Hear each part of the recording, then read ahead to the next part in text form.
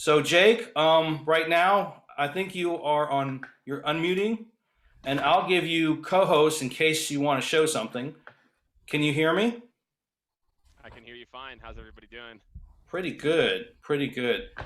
Can everyone hear Jake? Raise of hands, cool. Awesome. So our guest of honor, I'm actually pulling a favor because he asked me to do something for him, and I'm like, you know what? I need a guest speaker. And one thing that I'm good at is with all the LinkedIn stuff, the relationship building, reaching out and communicating. But I'm awful at the sales portion. So I don't want to talk about it. And we have a couple of salespeople on here. So I would like to know a little bit more about you, your journey, and a couple of things that you want to kind of convey to us. So this is a Sure. nice little group I have every week. And I just started this a few months ago. And what I'm going to end up doing is kind of streaming this platform and using multiple platforms a little bit later. But we're just getting this thing going. And so I've had a lot of good success. Pulled a couple of clients out of here, and a lot of people have had some value. So, Jake, do you want to go ahead and take it away? Yeah, I love it. I'm starting to look at the yeah, feel free, drop in the chat, again, like a little bit about you. I'm a sales I run a sales consulting company. I'll get into that in a sec, but anything that's top of mind for you, just so I can make sure I kind of direct some of this that way so I can be as helpful as possible. So um, yeah, so what's up? I'm Jake Dunlap. I'm the CEO of Scaled. We are a sales consulting and strategy company. We work with really early stage kind of growing organizations. We also work with big corporates that are trying to modernize and bring a more modern technology focused approach to sales. So our clients are a real mix of rapid growth companies and companies that are established and trying to do something different. Usually it's around, how do I do a better job of generating more leads across our org or a team or a territory? How do I drive more deals and create a more consistent playbook or methodology, or sales technology? How do I make sure that I'm not just doing all these manual things and I've got a team and we're probably doing a lot of manual stuff that tech exists to solve for. So we do kind of a mix of project and retainer based work, usually project, banded projects work to start to make sure it's we have clear deliverables. So that's me. So as you think about dropping some stuff in the chat here, you at least have some context. For me, I mean, gosh, where do I start? I guess, Troy, I mean, I'll go back a little bit. So I'm from the Midwest. I grew up in Kansas City, went to college in Missouri, and then lived really all over. Started my sales career in Tampa with the Tampa Bay Rays, then moved to Phoenix and worked for the hockey team there, the Coyotes. Then got into tech. I was in tech at a company called Career Builder in sales leadership and national account roles for about 4 years. Left there to take over as the VP of sales and success and operations at Glassdoor. If you all know Glassdoor, I was then VP of sales at a few different VPs of sales and success at a few different startups, and started Scaled about, it's been almost 8 years, which is wild, with this idea to help companies with the different scaffolding components as they grow and as they scale. So our team does a lot of tactical work, not just strategy. And yeah, I mean that's like a very short version of the journey. There's like a whole bunch of like stuff in there of like this, right? Like life, right? Up down, but that's the high level on me and my background. That's awesome. So you've been basically the lead for a lot of different larger companies for sales and in the sales division, and you kind of create your own. What made you kind of, as far as a journey to get on to have your own company? Why did you do that versus not stay in the position you are? Besides maybe the entrepreneur spirit, but Yeah, it's a great one. So this is a good one for all of you to listen to too.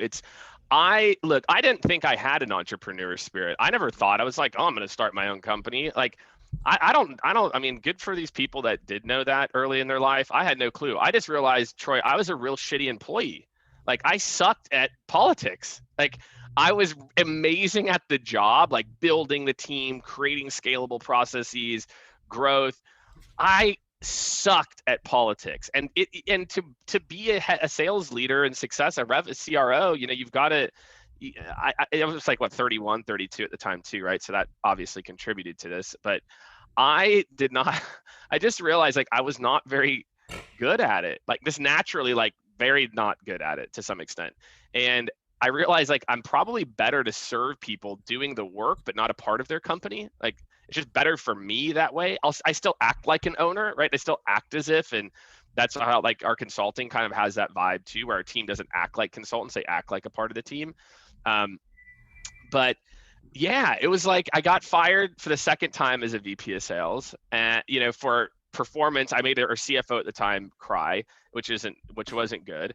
And I like, okay, well, what's the next step for me? I can go be a VP of sales again. I can go and make a lot more money, because again, I had the track record of success. But like, what's going to be different? Okay, so great. So maybe I make it 4 years this time, or 3 years.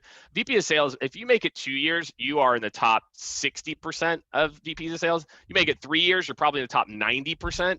If you make it 4 years, you're in the top like 2%. And so, especially if you're in like the tech world, So I just opted out, man. Like, why would I keep doing this Basically, you're saying like, thing? you're a top-down individual, and then when someone asks you a question, you just told them the truth, and so you didn't play well with politics. That's what it sounds like. Yeah. You need to, yeah, and I've rounded some of those edges, man. I had some sharper edges, but that needed to be rounded. You know what I mean? But it is an important part of that. It's like the job, because man, when you're growing and scaling, whatever you're growing and scaling, the needs change so quickly. It's like you need to be a little bit more scrappy, and then you got to start to put in place the framework to scale. And getting that order of operations right is really important, and how you change the way that you behave within your group. Again, like, what does the business need now? And am I setting myself up? I have this analogy I use. I call it 80-15-5. 80% of the activities are doing things that are short term, 15% are midterm, 5% are long term. And are you always running your life like that? Are you always thinking about, I'm focused right now on the short to near term results, but I'm always planning for the midterm and then planning for the long term at all times. So then you show up prepared for that next phase, as opposed to you start that next phase. And I'll tell you kind of about my journey, some other things I think that are important. What I did a really good job of in my career, why I moved up so quickly, again, as a VP of sales at, a company that ended up selling for 1.2 billion at 31. And I prepared for the job that I wanted 2 jobs before I got it. And so I was putting in the work and the learning and the knowledge and the skill set. So by the time I was ready for an interview or promotion in a year and a half, I had already done the things that the VP said that they needed to see. I had already done the things that a CEO needed to see. And too many people in their career, they're not intentional about I call it the next step. Most people have a good idea of where they want to go next, and you don't have to have it all figured out about exactly what the next role is, but you do need to think about the skill sets that you have today, and are you doing the things that you need to do to get you to that next step, because you need to start to prepare for that today. And I think that's a lot of things that a lot of people don't do that I did a really good job of in my career. Was I was always doing the job excellently I was in, but also preparing myself in things that might have seemed trivial or not relevant to what I was doing now. So when the opportunities came, I was prepared. And too many people, they expect an opportunity to come and then you get your shot. That's not how life works. How life works is you got to prepare, so when the opportunity shows up, you are ready for that opportunity. So I imagine if you had a full-time gig, you're pumping in as a lead sales individual in the whole company, a VP of sales. You must be putting in like 10 hours at least a day, at least. And then you went home and you learned a bunch of new shit, right? Basically, that's what happened. So you didn't have much of a personal life, did you? How'd you make that happen? No. Well, I mean, I got married during that time. Let's see, I waited to have, I've got 2 kids now. Hmm. Um, what's the alternative? I guess it's like, I struggle with that. It's a good question. I don't know. I'm like, Well, well, she's why got to be wouldn't a I? good woman to kind of not have the time. You got to think about that. Like, women want your time. Yeah. And it's not just money. Like a good woman, they're going to want your time. So she's got to be really understanding to deal with you during that transition, right? Yeah, I think yeah, you have to be smart about it. I think the key is too many people like they're actually I'm trying to think like I don't think my wife would describe it that way though. I don't think she would. Well, I God think she bless would her. be like I would be because look, I'm the thing is here's what happens in a lot of relationships, okay? I didn't know we were going to go here, but I'm kind of excited that we're going here. This is I love this. People I thought about writing this book called The Relationship X, okay? And here's how the X works, okay? The guy starts out in the relationship acting like, oh yeah, oh yeah, like whatever, I'll do this stuff, yeah, whatever, whatever. And then the woman's like, oh my gosh, you like football and beer? I love football and beer. Oh, you like that? Oh my God, I like that too. And then over time, it starts to come down. And then the guy's like, oh wait, now I'm more into this, etc. And it's because like we kind of like aren't the same person. And then it's like, and then like the things that you want later in life, you didn't portray those things to that person up front. You portrayed it like, oh, I'll come over and stay and make all these sacrifices. Nope. I was on a plane. I was traveling. This is what it is. This is what you're signing up for. So So keep me and the my ball wife low first. never had that. We never had it. Like she knew what it was, what it was. I would be miserable if I was doing something not like that. Yeah. And she knew that early on. So I think a lot of people, there's a relationship misalignment, and then they wonder why later there's this big gap because we were two different people whenever we were in the courting phase and in the getting to know each other phase. And also that you're just growing up. I mean, Sure. men are like children till they're 30, and then they just start like, oh, I got to start thinking about adult stuff. And not to didn't shoot down men, but they're just living life until they hit that age, and then they have to kind of put shit together, make things happen. Very interesting story. So you had this company for what, 8 years? Yeah. You're saying scaled, which I love the name, by the way. This Yeah. Actually, I knew you Yeah. for a while, but I didn't know the company name, so I didn't personally know you. And I said, "Oh man, that is such a great name, right?" And I imagine you start very small. And did you just pike up and grow, or did you have some ups and downs during this time of these 8 years? It was all perfect. It was like this beautiful growth with no turnover, and cash was raining down from Yeah, it the doesn't sound heavens. sarcastic at all. Yeah. Yeah, it was perfect. Yeah, I'll tell you some of the mistakes, and I don't know. I mean, do we have entrepreneurs on here as well too? We've got people that are, like I see Fadi is, helps entrepreneurs profit. We've got some accounts receivable. Like, it would be helpful for me. I'd love to know more and more about kind of the crew that we have here. Just so because I can try to, like I said, I can tailor some of the feedback I give around like the ups and downs. Um, I was being for mindful of your time. If you want, we can do our introductions so you can get a good idea of everyone. But I just don't know how much time you have. I've Um, got an hour, man. So I mean, oh, if okay. people, if everyone wants to, I mean, or they can just drop it in chat too. That's easy. If you just Yeah. even if you just drop, everyone just drops in chat like name, role, company, or like what they do, like what Fadi did. I thought Fadi is just like this is perfect. I can just like look at this thing and like Hmm. I know exactly how to take this talk. So that might be easier just because I know we got a lot of folks here. Um, Yeah. but yeah, the Jake, ups and we downs. connect. Yeah, Sorry, Jake, we connected on LinkedIn in 2018. It's kind of interesting that we actually get to here it talk. is, man. That's how it is, So, dude. LinkedIn. I uh, can talk about LinkedIn all day. That could be a right. whole other section that we talk about. So, a question for you, Jake, if you don't mind. It's actually a common question that I ask myself, and then I start getting a lot from when I'm meeting people. Do you mind if I ask you a question? Oh my God, please. Yeah. Yes.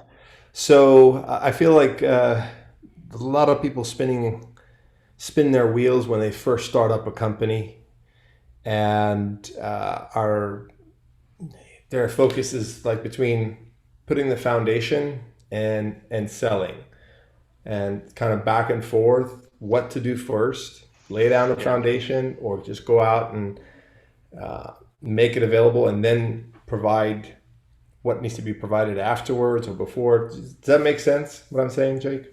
Yeah. Yeah. I mean, Depends on the it depends on the business too. So thoughts totally. on when to sell and when to really just lay down the foundation.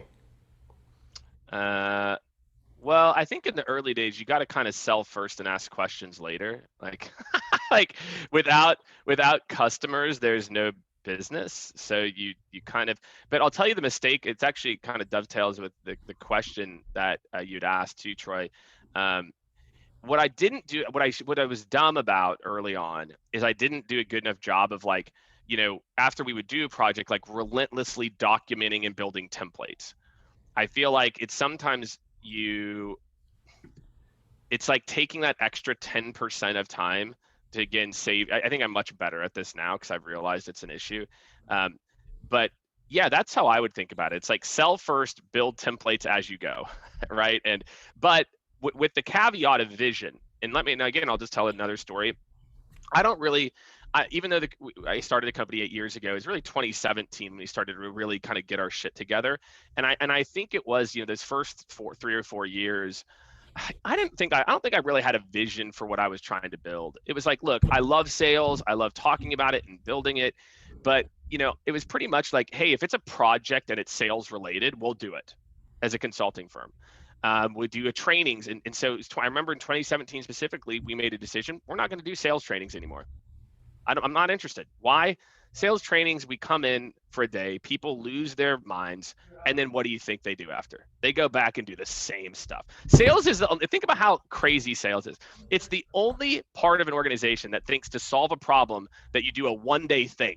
Like if you have a marketing problem, you're like, yeah, we're just going to take a course on Google AdWords and like, done, right? Or like we have a finance problem. Oh yeah, we're going to take a course on GAAP accounting for a day. Right. So I'm like, sales training is not interesting for me, and then there was like other things and like whittling down to like, this is who we want to be. And now today we're clearer than we ever have been about creating the future of sales. And so I think those are the two big things early on. It's like, get clear on your vision and who you are and who you aren't. And who you aren't is just as important as who you are sometimes. Because that, for a lot of people, as you're kind of figuring out, like, I'm not sure, I actually found it maybe a little easier to think of the things I didn't want to do. And that helped me to kind of hone in on what I actually enjoyed doing and wanted to do. And then, and then just to kind of reiterate again, it's, I would say focus on sales first and then building templates as you go. Because the alternative is like you're building templates for mythical customers that don't exist. So, give yourself the extra 10 to 15% about that. So I hope that helps.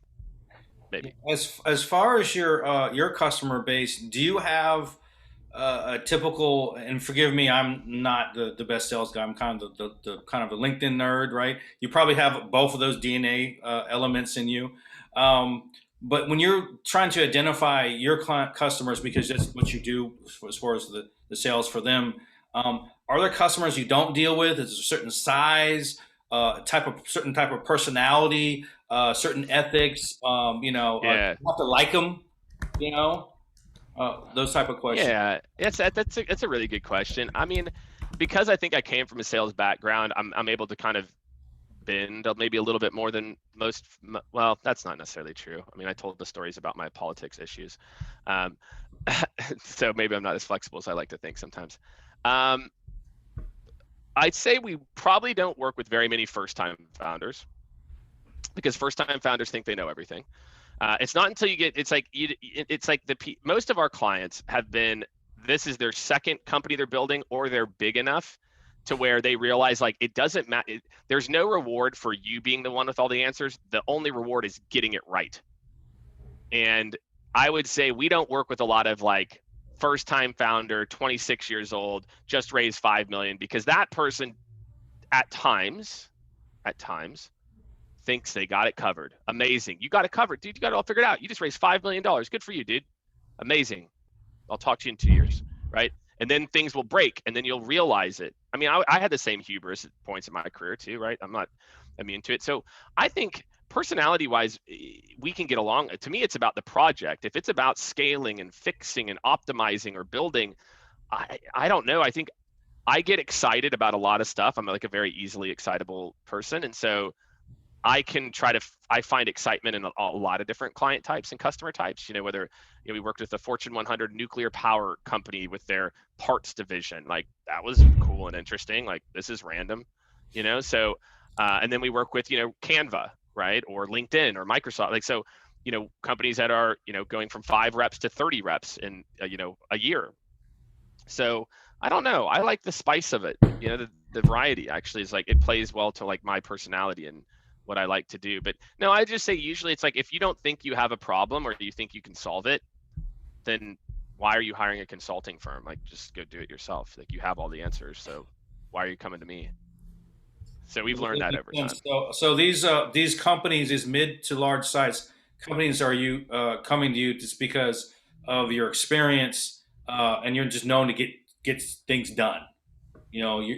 So I'm kind of curious on the ups and downs as far as not the client, so to speak, but the bobbing and weaving to make those things happen. Because fundamentally, sales is kind of the same thing, but in actuality, the steps in order to do something for one thing or another may be quite different. Do you find that things are changing really rapidly, or what's your opinion on all those? I don't want to say unknowns, but all those changes that happen pretty rapidly in your. Yeah.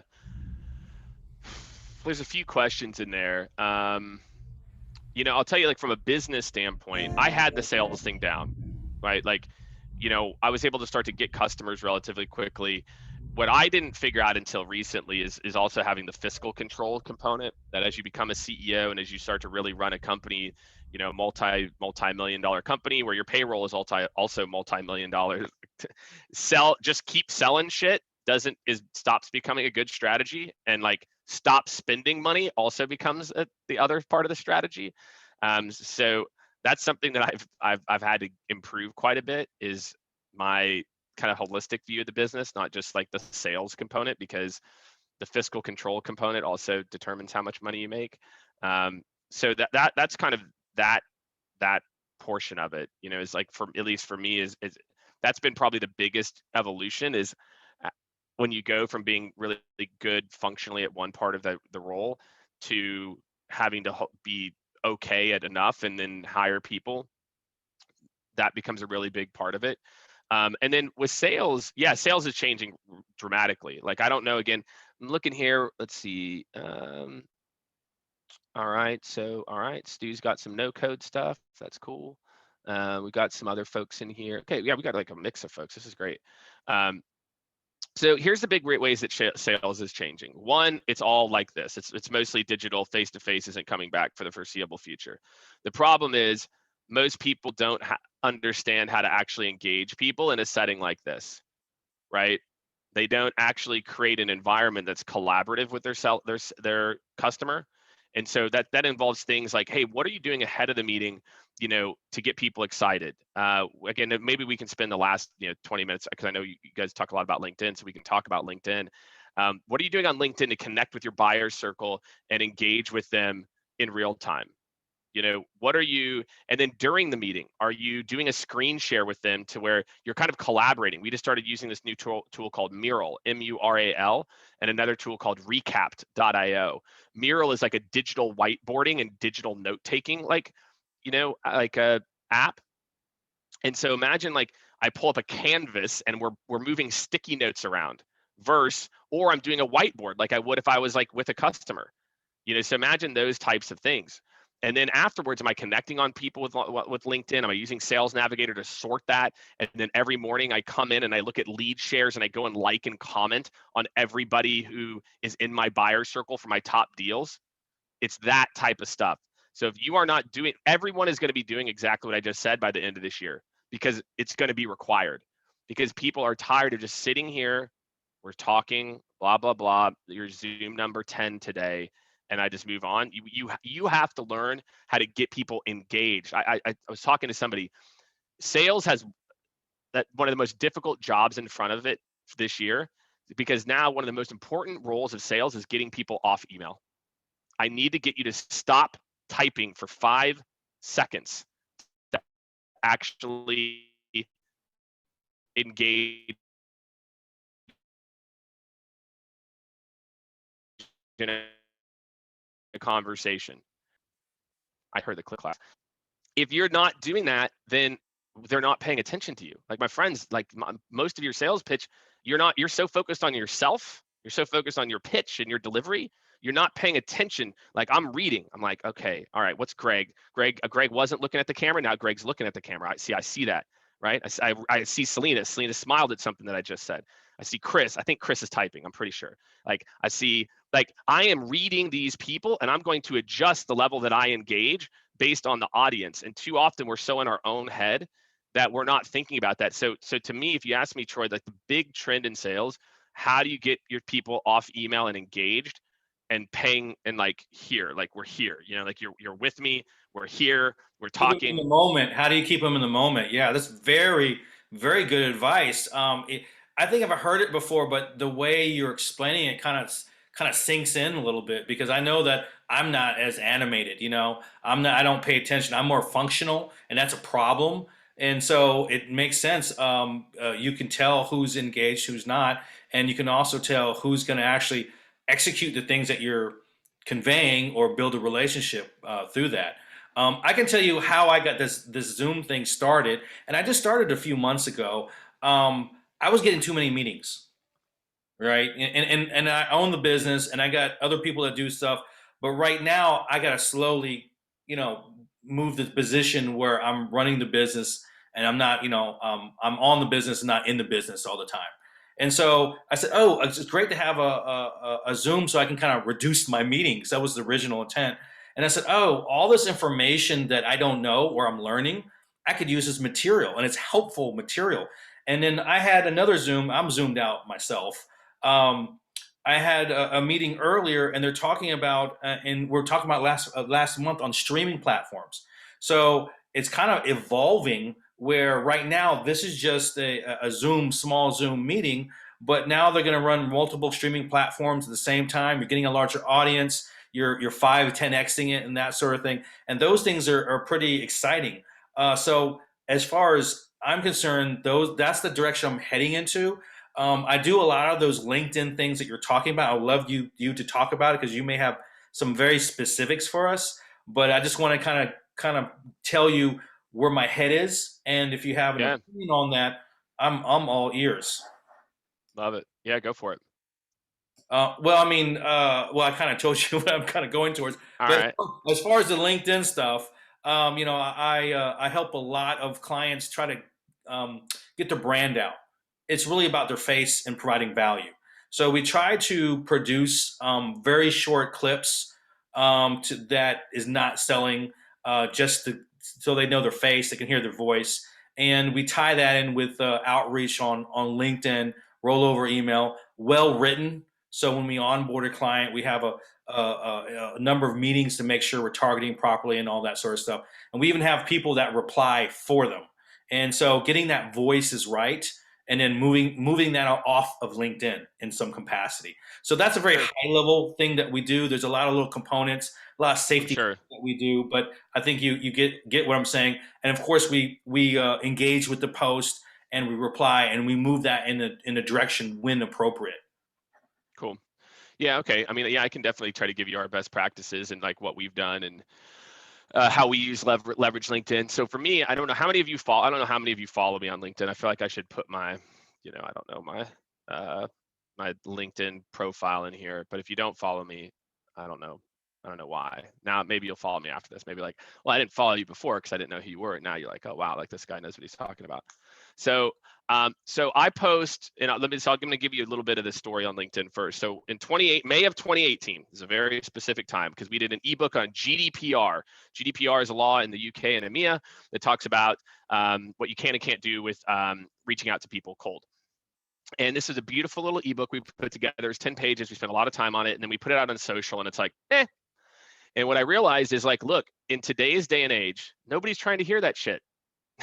People want bite-sized insights, and then they want to go on and do something else. And so I realized, I'm like, you know what? Why are we spending all this time? Why are we spending all this energy on this long form blog, that type of content, when in reality, people want snackable value? Oh. Did I lose you guys? Might have Yeah, I froze. think no. I actually cut something off that was sucking up some of my internet. So hopefully, can you hear me? Yeah, I can hear you. I think it's part of it's me too, though. Hold on a sec. I'm going to try to do No, a it's all couple good. things. We heard you. You heard me? Okay, all right. Yep, not a Yeah, problem. my video is going kind of weird. So anyway, point being, I started to do organic content. So I post on LinkedIn. I've posted every day on LinkedIn for 2 years, maybe more. Now I post pretty much regularly 2 times a day. I average. I don't know what I'll end up averaging, but I had over 11 million views on my content last year. My goal is to get to hopefully 15 million views this. So I'm getting over 1 million views a month on my content. We're generating millions of dollars of organic business every year from LinkedIn. And I'll tell you, and it's because I add. Just do LinkedIn, right? That's just LinkedIn. I mean, we get business from a lot of other places, but that's just on LinkedIn. 11 million views just on LinkedIn. I had one post, again, people like my post went viral. I had one post last year that had 2 million views, one post. And so then the rest of the posts, I mean, most of my posts will get like 20,000 views. And again, I'm putting out 1 to 2, not both posts in a day, but at least one of them. And it's all about giving value. We closed a 6-figure, I'll never forget the first time it happened. It's happened multiple times now. We closed a 6-figure deal. The very first call, the woman goes, "I don't even know what you do." She's like, "But I see your advice on LinkedIn and I see it and we need that." Like, great. And turned into a 6-figure client. So what our strategy has been, it's about give, slight ask every once in a while. If you look at my LinkedIn, you will be, again, like Troy, I want you everyone to listen to what Troy said before. Troy didn't even know what my company was. That's not necessarily great either, which means like I'm on some weird far end where like I need to like stop. I need to maybe every once in a while talk about scaled. But, for the most part, people, they will then look and say, "Oh, what does Jake do?" Well, obviously he runs something around sales. It's obvious he's not like a, one person consulting shop.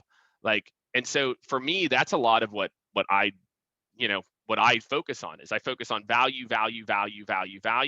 And I know that as I add more value, my follower account grows, the more the right people, and then people come to us or we reach out to them based on something that happened.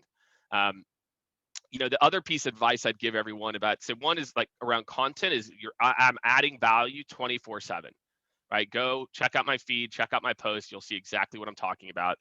The other thing is for a lot of you, and I don't know where some of you are at from a follower count standpoint, but you've got to realize this, that most of your audience right now, even if you do want to add value, is probably your previous coworkers and current coworkers. That's it. That's your network. You have to proactively grow your network, right? And so for me, if I get into this here, how many of you have Sales Navigator, LinkedIn Sales Navigator? A few of you. I see a few people. Let's see, raise your hand, a handful. Okay. How many followers do you have, Jake? I just passed 50,000. Sales Navigator, thanks to you, Jake. Oh, you got it. There you go. Nice. Yeah, I That's got good. it. I got it. All right, here you go. Oh, that's right. Yeah, you hit me up. Yeah, I'll get you. Here you go. If everyone else wants it, you can get a free 60 days here. I'm dropping it in the chat. 60 days is worth $180, FYI, everyone. So do it. Take advantage of it. But anyway, the reason I think you should all sign up for Sales Navigator, it's honestly worth it. Like you should pay for it yourself. Is in Sales Nav, I can build a targeted list of people, and I can go start connecting with them. I can connect with 82 people, relevant, perfectly tailored, the exact people I want to connect with. I can connect with 82 people in 12 minutes. 82 in 12 minutes. So if you have to be intentional, like again, you talked about brand, Troy. Brand doesn't happen. You don't magically, I put out content and the universe picked me and said, "Oh, Jacob, you're now going to be this brand." No, you got to go make it happen. Like, so for me, especially, over the last 2.5 years, once you hit 30,000 connections, you can't add more connections. So I can't do that. But now it does have to be, right? Like those other 20,000 followers, that means I'm not even connected to those people. That means they have to choose to follow you. But until you get to that, grow your network on purpose, grow your network with intention. And if you're putting out value add content and you're growing the network of relevant people that you want to, and you listen to what Troy tells you, then that's how you're going to close more deals, or that's how you're going to get more of the right people in your network. but yeah, that's, I mean, and again, I'm sure there's a lot of questions around LinkedIn, so we can go deep there, but yeah, that's been our journey, and it's working, and I think the thing that we do really, really, really well, and I think the thing that I do well is we really don't ask. I don't pitch scaled 24/7, and I think so many, when you're growing a business, it can feel so counterintuitive, or it can feel egotistical. That's how I felt. I think the big reason why I used to only talk about scaled up until May of 2018, I never talked about Jake Dunlap's value and opinions. At scaled, we're doing this stuff because I thought that's what I was supposed to do as a CEO, and then I was like, nobody gives a shit about a company. They care about the human, a person. It's interesting. Just think about like an SAP corporate page, right? I give this example all the time. SAP corporate page shares on LinkedIn about 30 to 40 times a month. Their employees share 11,000 times a month. Therefore, what's more important, to have a corporate or have individuals, right? And I guarantee those individuals get, random sales rep in Brazil who posts on LinkedIn, I bet gets more interaction than a SAP corporate post does. And if they use tools to do that? There are corporate tools that encourage people to share content. But they encourage them to share them. That's the whole problem. Like, one, and I don't know, Troy, you probably talk about this, man, but you should never be resharing content, and you should almost never be sharing links. Never reshare content, ever. There's absolutely no value unless you want that person to see that you reshared it. Then then there's some value there. When you reshare, that's why these companies the algorithm value of sharing. Yeah, there's very little value. Negative. No, it's negative. The reason that your posts aren't getting traction for maybe some of you, as soon as LinkedIn sees a link in your post or a reshare, it immediately marks it as low value content. Immediately. So the amount of people that are going to see that immediately goes to this small. It seems pretty bad that they have the option that you could share someone's content to lower their value. Pretty bad. They just want it to be easy. It's easier to click reshare, but that's why you get no interaction. You didn't put any thought into your post. You aren't adding actually any value. Right. So when you were reaching the 30,000 mark, did you stop and say, you know what? There's 5,000 people I don't want on my network. Did you call any of your early connections or anything like that to add more value to your network?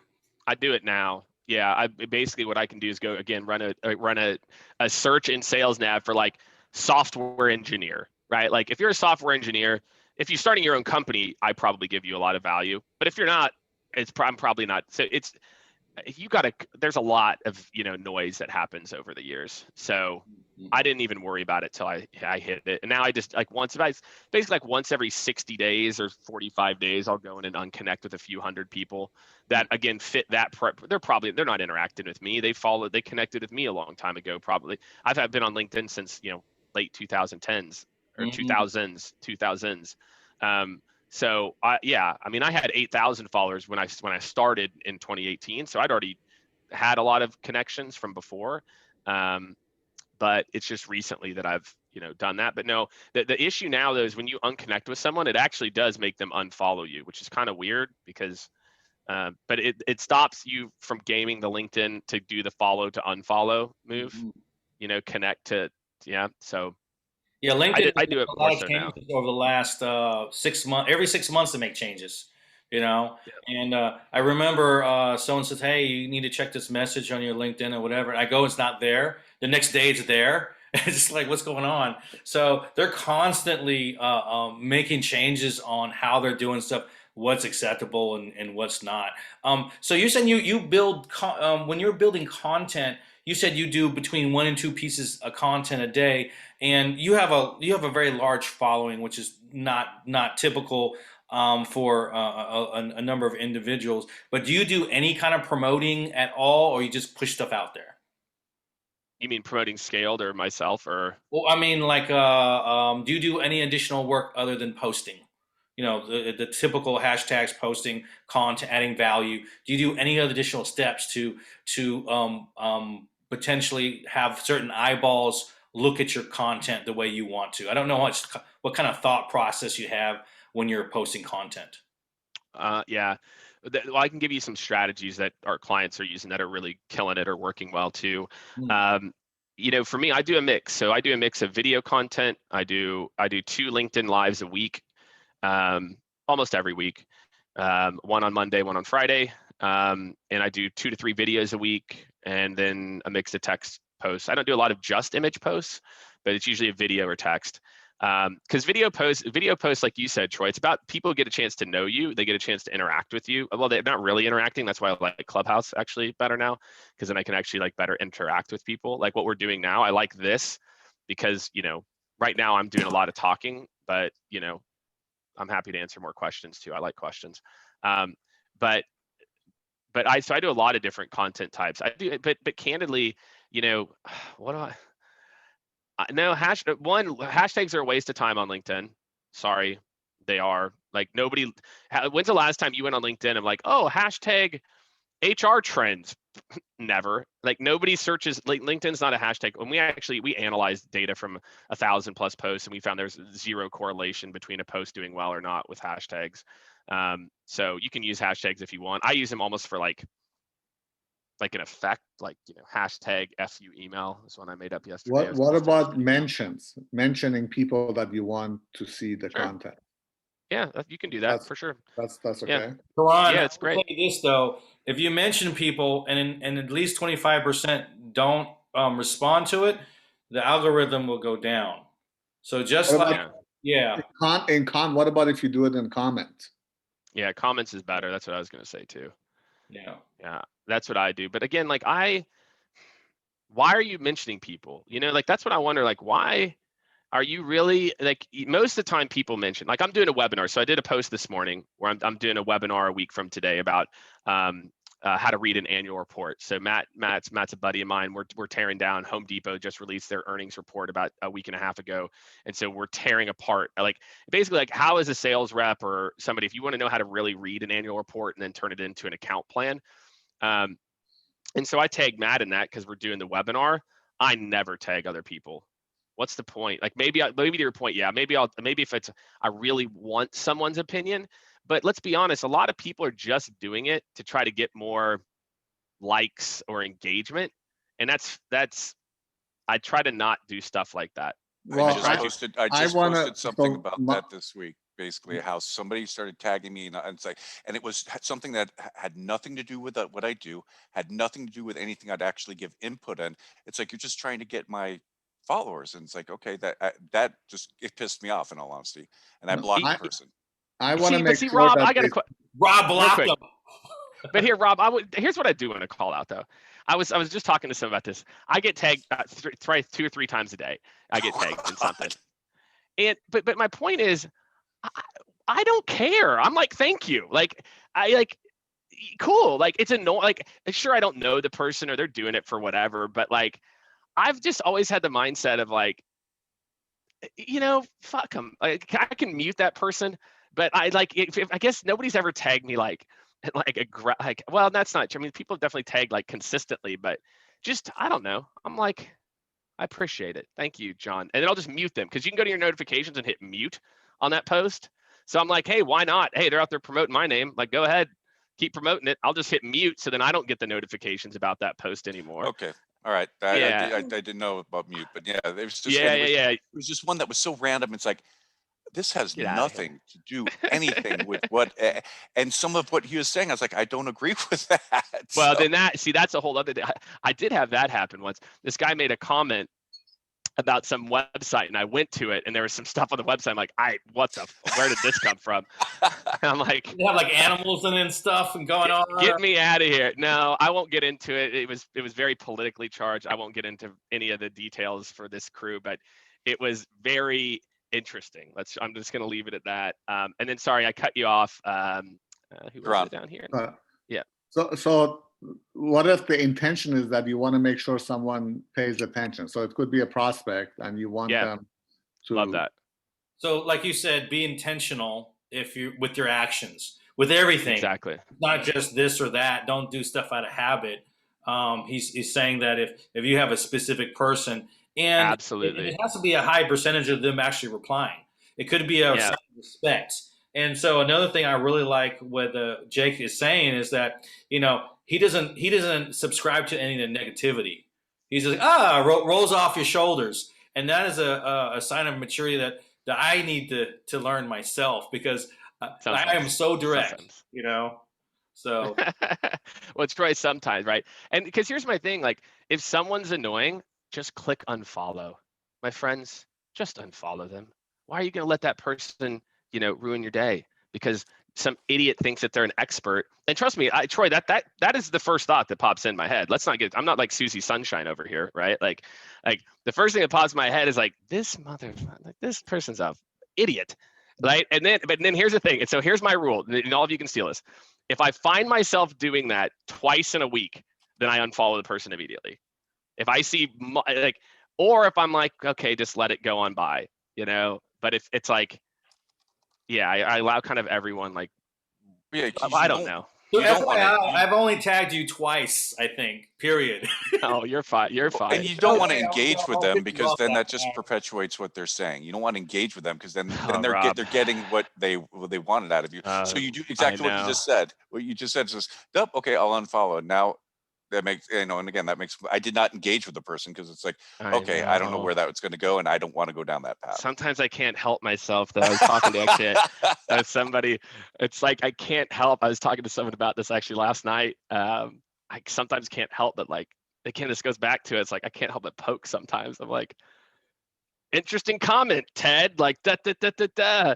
I can't help it sometimes, but I try to stay above it, to Troy's point, as much as Jake, possible. quick question. Yeah. Jake, hi, it's Alina. So you mentioned that you post twice a day. I don't know if you do it every day or not. Is there a LinkedIn algorithm that looks into how frequently you post? And is there a limit or a minimum as to how often you should? You can't post. I'll tell you here's what we have consistently found. There's definitely a time period. We're pretty sure it's basically 3 hours. 3 hours is kind of our rule. Never post more than if you like do double like 1-1, like LinkedIn will punish the second post. So it's like, but we found consistently if you wait over 3-4 hours, there's no kind of negative effect, is what we've kind of found to posting.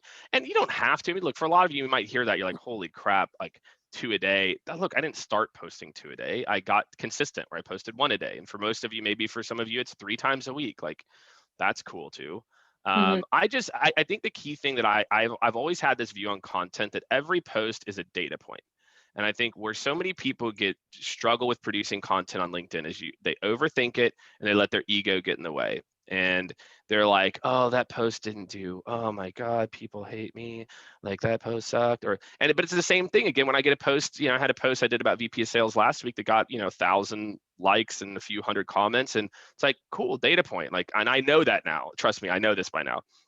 Anytime I put up a post about what it's like being a VP of sales, it's going to crush. But I don't do it every day. I do it every 6 months, because it's just not what I'm feeling in the moment. Yeah, go ahead. So length of post. What have you found that works best? How long are posts range? How many words do your post range in? What, like the shortest post, longest post? Yeah, most of my posts that have done well are posts that are probably like medium long, like medium, like middle, like how many characters do you have on like 1250 on LinkedIn, 1300, something like that? I think it's like 1300 characters, something like that. Maybe it's 1300. I can't remember what it is, something like that.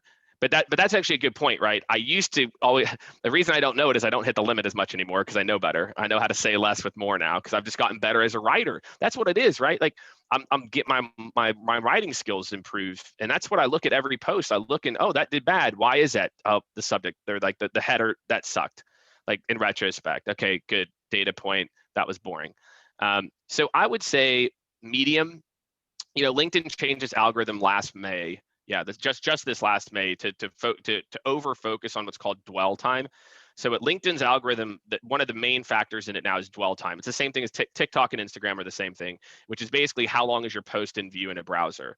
And so even if you have a short post, but man, it's killer, then it might do well. But that's why you see what's called broetry. Do you know have you heard of broetry? Do you all know what I'm talking about?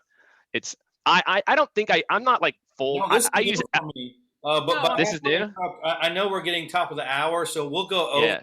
until Jake wants to stop. But I just want to be respectful for everyone's time. But I've never heard what Broetry.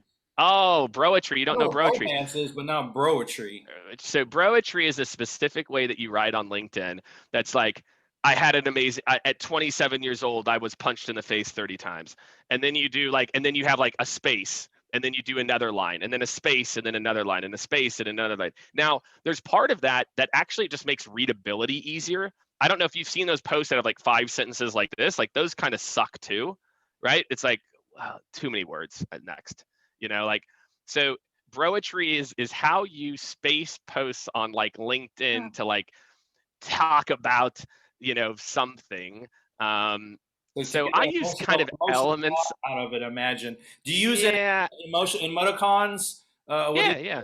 Yeah. Okay. Yeah, I use emojis. Yeah, it's just what I'm feeling. If I'll use them if I want to use them, and I won't if I won't. Like, I don't think about it. Again, we did it again in like that data analysis we did back. It was like the fall. Again, same thing. We found no correlation between a post's likelihood to go over 100 likes if it had emojis or not. So yeah, I think it's really personal. It's your vibe. It's like, it's what's your vibe, and like, does it look weird for you to use emojis or not? Or yeah, so your I don't style. know. So there are some questions in here, and I'm sure most of your videos are under a minute, from what I see on LinkedIn. You may have some more. Probably under 2. They're probably under 2 minutes. Yeah, probably under 2. I've been doing some funny ones. I've been collaborating with this guy, Alex Sheridan. And so we've been doing some funny ones that are like maybe 3 minutes or so, but they're entertaining. Like, they're supposed to be entertaining.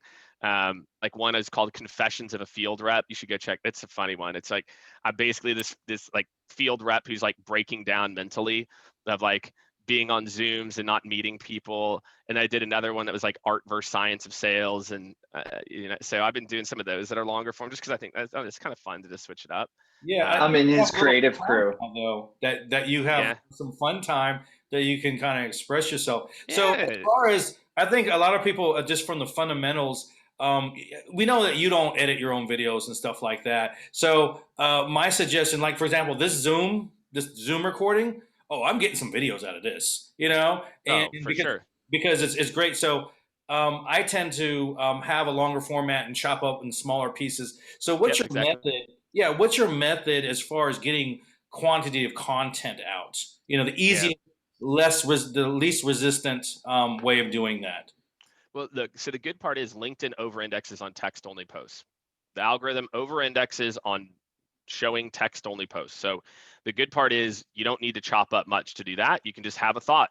Like, maybe there's something we talked about today, and I'm gonna like, oh, cool. I'm gonna go ahead and now, I don't know, like, write about whatever the topic is that I thought of from this thing. So you don't need to overthink text-only posts, hopefully. And then, I've got a guy in the UK who basically, he takes my LinkedIn lives and he'll just chop them up into 2 or 3 videos. And I don't know, like, what does he charge? Maybe like $400 or $500 a month or something like that. No, I don't know. It's not that much. Just maybe a few $100 a month. Depending on the content. So do you have a flow of what type of content that's going out, like a strategy behind it? So it's really what comes out of your gut. What's happening today? How much? What kind of sugary drink did I take? Who pissed me off? I don't do anything. It's kind of it, dude. But that's what I'm not one of those people like Joe, the same guy who does that. He schedules my Saturday morning posts and he schedules my Sunday. But these are posts that I've written or I've signed off on. And so like I have probably 3 to 4 scheduled posts a week. And so then the other 15, I got to run in a couple minutes too. The other 15 or 16 during the week are literally a post that I wrote in that exact moment. I literally wrote that post right then. And it's just a ritual for me. I get up in the morning and I write a LinkedIn post. Question. So do you schedule some of your posts and you free ball the rest of them basically? Correct. Okay, good. That way you have your bases covered, and then when you want to get a little frisky, you know what time to post. It's more 3 or 4 hour range of the previous post. That's right. Yeah. If you look, there's a pretty similar, right? I post in the morning and then I post in the mid to late afternoon. That's just kind of my jam, you know, like, and that feels good. And look, there's a random day. Maybe I'll put up 3 posts in a day. Maybe, you know what? Oh, well, I didn't put one up in the afternoon, but for the most part, I'm pretty consistent at 2 posts a day. But yeah, no, I would say it's more like there's probably 4 or 5 posts a week that are scheduled where I'm like, I don't have to think about it, but I like doing it. I think that's it. Like, I don't think you can keep it up. I don't think you can produce the quantity of content that I produce if you don't like doing it. Yeah, You know, yeah. if So in order to you like absolutely doing it, hate you it. had to be relieve some of these other jobs. So your hands are not in the cookie jar as much as it used to. Shit, dude. Fuck no, no. Are you kidding me, dude? I got 30 something people now. No, man. Like, people don't, nobody realized that. I'm talking about here about LinkedIn for 2 times. Dude, I gotta go run a company. Like, I'm running a company 98% of the time. LinkedIn is like the part of the job. You know what I'm saying? Like, no, dude, I wish it was like that. No, I think it's actually more for me. I like doing it. For me, I So it's a like good part of your job. posting. It's a good part. Yeah, yeah, it's like It's fun for ice me to cream do. after dinner. Yeah, got it. Exactly. Yeah, it's my ice cream after dinner. My LinkedIn. Shit. That sounds really sad. If my ice cream after dinner is a post on LinkedIn, but it is. But I do enjoy it because, again, like, I'm really in it to add value, and I think that. And again, and I also don't get too caught up if a post. Look, sure, like, if a post does well, I'm like, okay, cool, it did well, right? But like, I also, post does bad, I'm not like, oh my God, I'm a bad human. Nobody likes me, and that's most people, grown ass people. Like, they can't take it. That's why Don't LinkedIn take people some are so soft. hormones or whatever it. Yeah, people can't hang. That's why so many LinkedIn people can't make it on Clubhouse, because they're so soft. They can't, like, take an objection or someone not agreeing. Oh, I agree, Tim. I agree. They can't take someone having, like, a contrary opinion. LinkedIn, the version of a LinkedIn troll is a joke. Like, these people are like, oh, so and so disagreed with me. Like, you're soft, dude. Stop posting. If you're that soft that you can't deal with someone saying that, like, stop posting. Quit. Yeah. You know, like, it's like the first time I ran an Instagram ad. The very first day I woke up, I'll never forget, Charleston, South Carolina. And now, trust me, I've had plenty of troll posts, but this is the first. And I woke up, I was in Charleston, South Carolina. I woke up, I look, oh, someone commented on this ad we're running. And it's this 18-year-old kid. It just says, lame. Just lame. And I'm like, the one word sentences really hurts. Fuck this kid, man. This little fucking kid, man. You know, and like, but it was I'm so glad that was the first comment, because then it made me like, oh, this is what you're signing up for. You're signing, if you really want to build a brand, you are signing up that people are therefore not going to like you or be jealous of you. Or if that's what you're doing with Troy, you know, like, that is what you're signing up for. Some people are going to hate on you from the sidelines, and they're going to talk shit about you behind your back, and fuck them. Like, I am doing this for me, like you said, my family, for my business. You don't like it over there, sales leader and whatever. He's like, Jake Dunlap, fuck you. Give a shit about what you think, sales leader in Charleston, whatever. You know. So anyway, all right, dude. My connection message has just changed. I'm switching stuff up, and I have what you call dry humor. And I tell them, I'm a nerd, but I might come in handy. But if you don't like me, that's fine. I don't have feelings anyway. And a lady from another company said, that is so, what did it say? Deprecating? And she's complaining. I said, and I looked her up. I said, oh, she's using psychology to say that I do bad stuff so she can do good stuff. I caught on that right away and stuff like that. So that's kind of a form of a troll. It happens. It happens, man. Yeah. So if you don't I like it now. I almost like it now. I'm almost like, all right, cool. That's funny. All right. Anyway, next person. So I apologize. I do have to run. I'm running late for this meeting. Again, if y'all need anything, let me know. I hope this is helpful for everybody.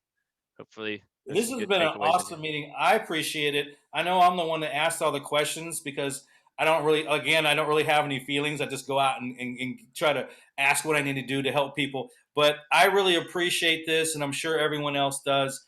And I just want to wish you a happy rest of the day. And thank you. Thanks, Jake. Thank you, everybody. Good to meet you. Bye.